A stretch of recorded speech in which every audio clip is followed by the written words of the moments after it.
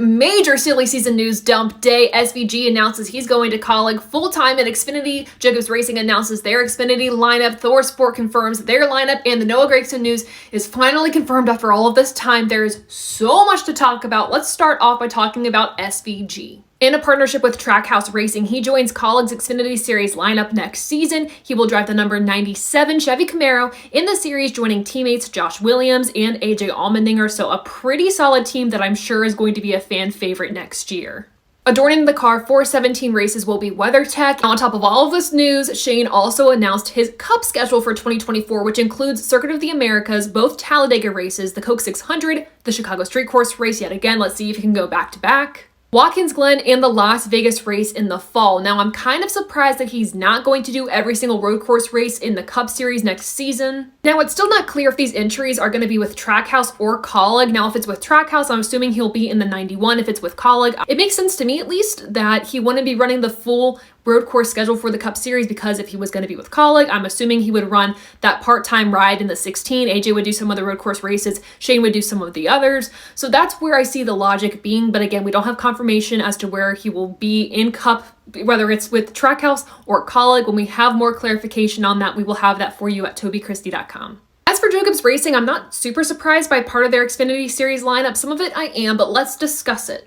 As expected, Chandler Smith and Sheldon Creed will join the team full-time in 2024. Sheldon Creed will be in the 18, while Chandler Smith is going to be in the 81. Love that.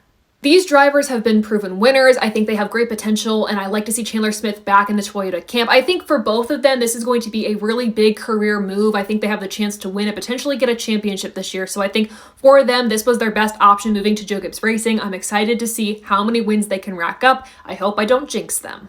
So on top of these two full-time drivers, Jacobs Racing also adds an additional 6 drivers to their roster on a part-time basis. Starting off simple, sharing the number 20 will be Eric Almirola and John Hunter Nemechek. Now remember, a few weeks back, we saw that Joe Gibbs introduced Eric Almirola at a Washington Commanders game, saying that he was going to be racing for them now. So that's now confirmed. I'm excited to see what Eric can do on a part-time basis. We saw him get an Xfinity Series win this past season. I'm assuming that he has a chance to do it again. I mean, this is some of the best equipment that the Xfinity Series has to offer, so it would not surprise me if he gets a W. And as for John Hunter Nemechek returning to Jacobs Racing next season in their Xfinity program part-time, I think this is a great opportunity for him to keep getting seat time, keep getting practice as he continues on to the Cup Series full-time in Toyota equipment.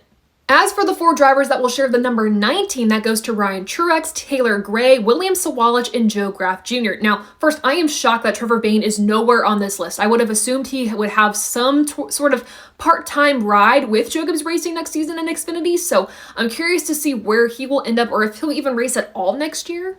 However, besides that, I think this lineup is pretty solid. William Sawalich is proving to be a future star. He just won the ARCA East Championship, and he's moving his way successfully through the Toyota lineup. I am pretty disappointed that Ryan Truex didn't get a full-time ride in Xfinity. That's kind of what I was hoping for, but at least he has a chance to continue making a name for himself, continuing getting those results in the Xfinity Series in top-tier equipment. I'm excited to see what Taylor Gray can do in the Xfinity Series, just competing part-time there while he's racing full-time with Tricon Garage in the Truck Series.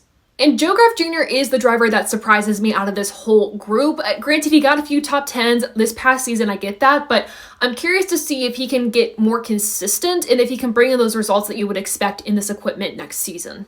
Overall, with this lineup for Toyota, I know in the past few years I've been pretty critical on their development program, thinking that there has been just some gaps in it, but I think with this addition, with them changing out drivers in that 19 and 20 car, I think this really proves that Toyota is stepping up their game in terms of their driver development, and I'm excited to see where this takes them. Now, as for the dates and the races that these drivers are going to be competing in, they're not all set in stone right now, but if you want more details, please visit tobychristie.com. Next up, Thor Sport. Now, their lineup was pretty much confirmed when they announced that Jake Garcia was going to go to the number 13, but as of today, they did confirm that Ty Majeski, Matt Crafton, and Ben Rhodes are coming back to their respective rides, so excited for them. They are probably going to be the biggest threat in the Truck Series next year with all of the changes. Finally, for Noah Gragson. It was probably the worst kept secret in the garage for the second half of the NASCAR season, but it is now confirmed that Noah Gragson will go to the number 10 full-time with SHR in 2024.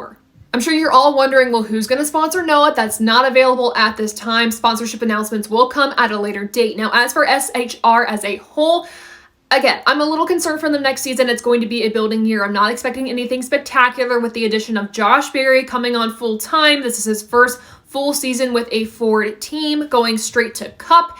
And same with Noah Gragson. This is his first time with Ford in the National Series Tour, unless you want to count the K&N Pro West Series. So you have two drivers that are trying to transition from Chevy to Ford, and your most veteran drivers at that team are Chase Briscoe and Ryan Preece. So again, a lot of growing to do, a lot of building that this team has to do, but I think with this new Ford body, it gives all the Fords, I think, a level playing field moving forward, so they have a chance to try to play catch up in the best way possible.